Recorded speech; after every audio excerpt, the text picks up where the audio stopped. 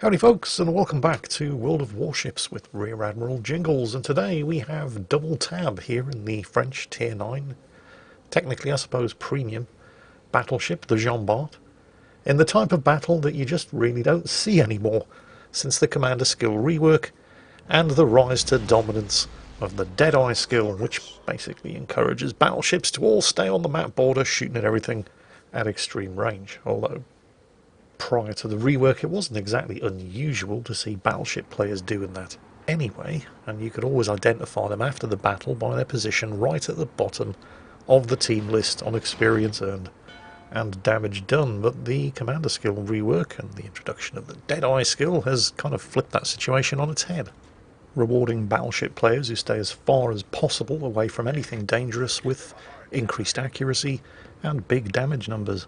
So this kind of gameplay that you're going to see demonstrated today in the Jean Bart by the double tab is very much, for the moment at least, a relic of a bygone age. That doesn't necessarily mean, of course, that you're not going to see battleship players under the current game mechanics pushing forward, because there are two kinds of bad battleship player: the ones that always stayed at the back of the map and the ones that pushed forward well ahead of any kind of support into ferociously lethal crossfires and died right at the beginning of the match, complaining about a lack of support from the rest of their teammates. The kind of players who just don't understand that there's no middle ground. It's always either one end of the spectrum or the other. And to be fair, playing a battleship well always has been quite difficult. Knowing exactly when was the right moment to push forward, knowing when you were likely to get support from the teammates and when, and under what circumstances you could actually tank damage successfully without dying pointlessly. And so it's pretty understandable really that a lot of battleship players just took the path of least resistance and stayed at the back of the map. The difference now, of course, is that this is now actively incentivized and rewarded, and even the good battleship players are now staying at the back of the map, because why the hell wouldn't you? You can get an effective Deadeye captain build for the expenditure of a mere 10 skill points. An effective tanking build requires a bare minimum of the expenditure of 14 captain skill points, and probably more like 18. And it's not as effective, because you've got all of these long-range snipers hitting you with railgun-like accuracy from 20 kilometers away anytime you try to push forward. And because all of the battleships are hanging back, it's an extremely dangerous time to be a cruiser who gets spotted by pushing forward early, which means it's party time for all of the destroyers. Particularly when there isn't an aircraft carrier around to ruin everybody's fun. I have been seeing some very interesting shifts in the way games play out over the course of the last week or so. Very few games like this one, that much I can tell you with no fear of contradiction. So anyway, the double tab in the Jean Bart. The Tier 9 French battleship that was so popular and so much fun to play that in an effort to curb the number of Jean Barts that you would often see in Tier 9 or 10 battles, Wargaming took the step of removing it from sale for coal in the armoury, and also removing it from sale in the premium shop. And there was much wailing and gnashing of teeth, because the Jean Bart was a lot of fun to play, and still is, and is a very effective Tier 9 battleship, mostly down to the amount of firepower that it is capable of dishing out in an extremely short period of time. Not just because it has a main battery reload booster, which halves the reload of those 15-inch guns, but because it is a Tier 9 battleship that's only armed with 15-inch guns. So it had a very short reload to begin with. That combination means that the Jean Bart, under the right circumstances, is capable of putting out a frightening amount of damage in a very short period of time. Something that the double tab hasn't really demonstrated yet in this particular battle. He's only done 16,000, well, nearly 17,000 damage. He's been cruising around the middle of the map, just waiting for his moment. Masashi up ahead.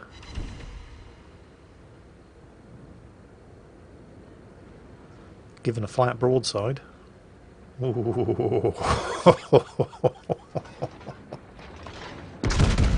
Shots out. I bet he wishes his reload booster was active now. Can we get a citadel? No citadels, but 2 penetrations and 1 shatter. kind of disappointing. Doesn't really want to be sitting in open water with a Musashi in visible range. Although, as long as the Izumo keeps... the Izumo was actually in cover from the Musashi and then started reversing out in order to get its guns firing. Which means it's giving broadside not just to the Musashi, although he is slightly angled against the Musashi, but he's definitely giving broadside to that San Luis over there. On the bright side, as far as the double tab's concerned, as long as the Izumo's doing that, he's always going to be a much more inviting target for enemy fire. At the same time, you don't want to tempt fate, so he has moved forward to get the island between himself and the Musashi's big old 18-inch guns. Izumo's managed to get out of direct line of fire of the San Luis, so the San Luis switched at least one turret in double tab's general direction. Minimal damage, of course. The double tab's managed to get himself into a very, very nice position here. He's got the broadside, or will very soon have the broadside of the Musashi to shoot at. He's safe from the Fletcher's torpedoes, and the Sovietsky Soyuz can't shoot at him. And the Musashi's attention is elsewhere. Shots out, activates the reload booster. He may not need it. Only the one citadel. That's unfortunate. And this is a bit of a waste of the reload booster as well, because the Musashi was just hit by the Yugumo's torpedoes, which caused a flood, which is what did in fact sink him. And the double tab is really wishing he'd saved his reload booster for now, because there's a Jutland, which probably means there are torpedoes on the way. But more interestingly, the biggest target imaginable just sailed right out into the middle of a crossfire. There are the Jutland's torpedoes, or at least some of them. The Jutland has 2 quintuple launchers, so there could be another 5 on the way. But what is this enemy Jean Bart doing? Well, it possibly thinks this game's in the bag. I mean, they are 300 points and 1 kill ahead. And the double tabs team don't have any of the caps, but I can't help but feel this is a distinct Leroy Jenkins moment. Yeah, I think he peaked just a little bit too early there. Reversing again, trying to get the island in front of him between any further torpedoes that the Jutland may have launched, and also the island to his right between himself and the Sovietsky Soyuz. And the Jutland has ripple fired its remaining torpedo launcher, but yeah, we're good. He can't see the Jutland, but he can see the Iowa, so what the hell, nothing else to shoot at. Although backing up has meant that the San Luis has been able to get a couple of shots off at him, but again, minimal damage. And that was an incredibly disappointing salvo at the Iowa. Everything either bounced or shattered. And here comes the Jutland. Or rather, there goes the Jutland. And it's here where the double tab makes what is arguably his most suspect move of the game. He powers forward. Because he knows the Jutland's coming after him, and he needs some speed in order to avoid any further Jutland torpedoes. This does, of course, mean, while manoeuvring to keep the island between himself and the Jutland, that he's given an uncomfortable amount of broadside to the Sovietsky Soyuz, who has seen him coming and is swinging the turrets around. Now, the Sovietsky Soyuz is given just as much broadside to him as he's giving to it, but this could, probably should, have been a lot worse than it was. He takes 2 Jutland torpedoes, that's a double flood. Immediately uses the damage control. The Jutland, again, ripple firing his remaining torpedoes, but with the engine boost active, he's able to avoid them. Although he did take 1, but the damage control is still up, so no flood. Secondaries at point blank range, working the Jutland over. And they're only 100mm guns, with the exception of a couple of 152mm turrets, but it's enough. More crossfire coming in from the San Luis, but right now the Sovietsky Soyuz is his biggest problem. Unloads into the Sovietsky Soyuz's turrets in an attempt to knock them out, fails miserably. He's probably really wishing he had that main battery reload booster ready to go right now, but then again he only has a 26-second base reload anyway. So with both battleships closing in on each other's flat broadsides, it's a question of whose nerve's going to break and who's going to blink first. And it's the Sovietsky Soyuz. Fires too early, doesn't get the citadels, double tab holds his fire until he's sure, and does get the citadels. And just to drive home the point of how important that kill actually was for the team, I'm going to rewind slightly and we're going to focus on the score counter at the top of the screen. Right before he gets the kill, the enemy team are about 420 points ahead. He kills the Sovietsky Soyuz, and for a couple of seconds the team are up to 210 points, and then they immediately lose another 2 ships and they're right back down to 100 again. If he'd been the one to die to the Sovietsky Soyuz, this match would have been over right now. Fortunately he didn't. Even more fortunately, his division mate, Admiral Hyman G. Hangover in the Alaska, and I know I've featured him in a replay before, gets the next kill, buying the team just a little bit more breathing space. Breathing space is definitely something that the double tab can't get enough of right now, given that he's on low health, he's on fire, there's a Fletcher up ahead, which probably means there are torpedoes on the way. He is, for now, visible, targeted and being shot at, because why the hell wouldn't you try to finish off a battleship on low health like this? And that, of course, is exactly why he's getting something solid between himself, any incoming fire, and the inevitable Fletcher torpedoes. Now, there's a smoke screen on the far side of that island, which is going to be the Fletcher. And... oh, yeah, more Fletcher torpedoes. Okay, so the Fletcher has exhausted all of its torpedo launchers, but we also know that that San Luis is around here somewhere too. There's the Fletcher smokescreen. Well, we hope it's the Fletcher smokescreen, because if there's 2 enemy destroyers over there, and it could be, because there are 2 enemy destroyers in play, we haven't seen the Yugomo in a while, and if that is the case, then the double tab is all kinds of screwed. But there's also a Tier 9 French heavy cruiser, and he also has torpedoes. And he's right around the other side of this island. Luckily, his opening salvo was armor-piercing. Now, if the San Luis had elected to charge forward and either ram or launch his torpedoes, you'd be watching a very, very different battle. But he doesn't. And while he does at least switch to high explosive rather than continuing to bounce armor-piercing off the double tab's bows, he does just, well, try to reverse away from a Jean Bart at a range of less than 1 kilometre and continues to eat citadels right through the nose instead. So there's Confederate and high caliber to go with the close quarters expert and devastating strike, and 195,000 damage done, as on extremely low health he starts backing away from any further torpedoes that might have been launched by the Fletcher, who he thinks is lurking around the other side of that island. He's got his heel back up, but that's not going to save him from any Fletcher torpedoes. Although his spider sense is tingling here. Hang on a second. Whoa, shit! It's a good job he started moving forward there, isn't it? Wait, double tab, what are you doing? No, don't turn that way. You're going to run into Fletcher torps. Turn left, turn left. Left! That's it. Whew. Engine boost active. Because when you feel the need for speed, there they are. Yeah. That was fortunate. That could have been very, very nasty. Duel going on over there between... oh, no, the Sovietsky Soyuz won. He's taken out the Iowa. So that's good.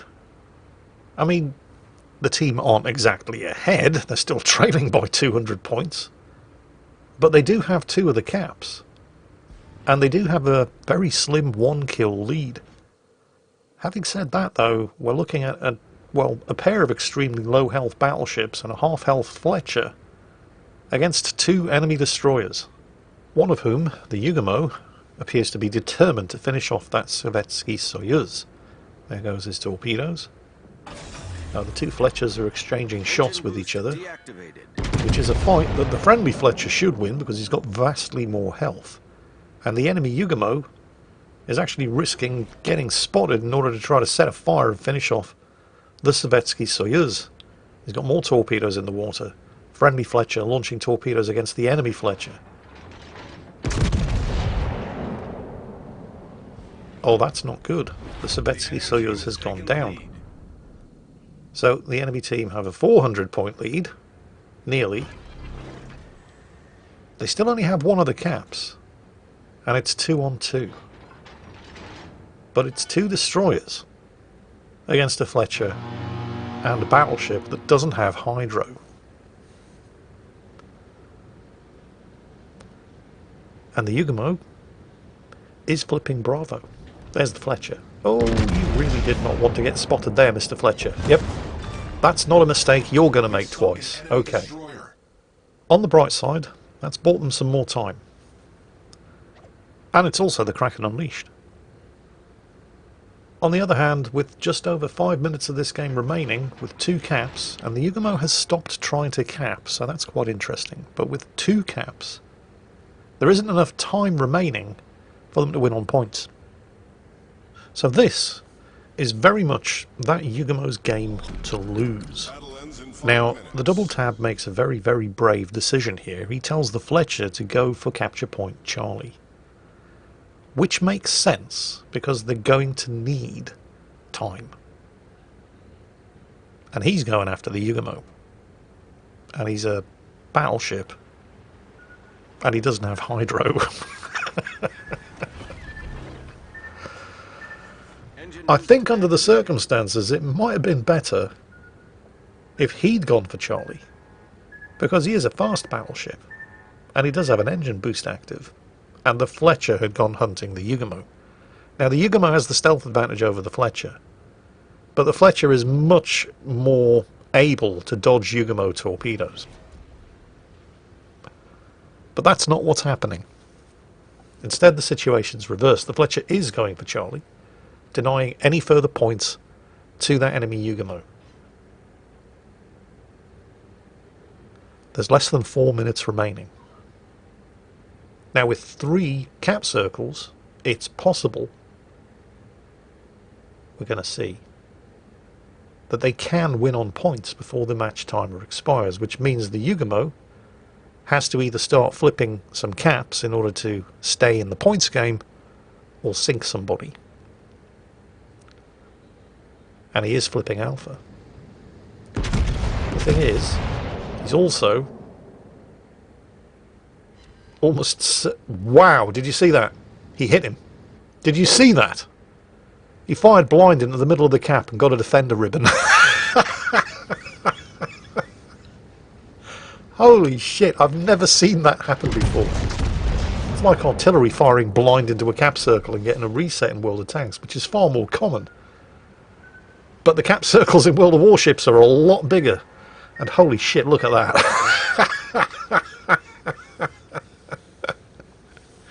I think that Yugumo might be a bit upset right now. If that Yugumo didn't have bad luck, he wouldn't have any luck at all. We're going to keep an eye on the timer when... Oh, no, there's still not enough. Oh, I don't know. Yeah, I think the Yugumo has to get a kill. 1 kill will be enough for the Yugumo to win. And he's in line of sight somewhere, he's just outside of detection range. Let's see what happens. There is no way the Yugumo is now going to win on points. He has to get a kill. And he's looking straight at the double tab. The double tab is detected. The double tab is flipping the cap unopposed, so we know the Yugumo is not inside the cap circle. But he's detected. Well, the double tab, that is, not the Yugumo. So he's in open water, looking straight at him. The double tab is probably really, really wishing he had the RPF skill on his Jean Bart captain right now, because knowing exactly in which direction the Yugumo was would be very, very useful right now. As it is, he's just having to operate on instinct. Zigging, zagging, trying to make himself unpredictable. And to be fair, his instincts have been serving him remarkably well up to now. And he's about to flip the final cap, which means they're about to creep ahead of the enemy team on points. And they have, and the Yugumo now absolutely has to get a kill. Although even that's no guarantee of a win with less than a minute remaining. And the Double Tabs team in possession of all 3 of the caps. And the priority target indicator goes to 1, which means that the Yugumo is coming in with all guns blazing. And he doesn't really have a choice with his torpedoes on cooldown. He's given it the old college try, but this is exactly what the double tab was waiting for. He's got the high explosive loaded. The main battery reload booster is active. He's knocked out 2 of the Yugamo's 3 gun turrets and 1 of his torpedo launchers. He's about ready to fire again, which means that, well, it was a brave attempt, but there was no way the Yugamo was going to win that gunfight. So, double tab in the French Tier 9 battleship, the Jean Bart, doing the sort of thing that you're probably not going to see battleships doing, or certainly not doing successfully, very much at all now in the light of the Commander Skill Rework. And because, of course, he didn't send in any kind of post-battle results, this was just a replay file, that means that it's time once again for one of my world-famous, customised post-battle results screens. Included at no extra charge, all for the same low cost. That's it for today, folks. Hope you enjoyed it. And as always, take care, stay safe, and I'll catch you next time.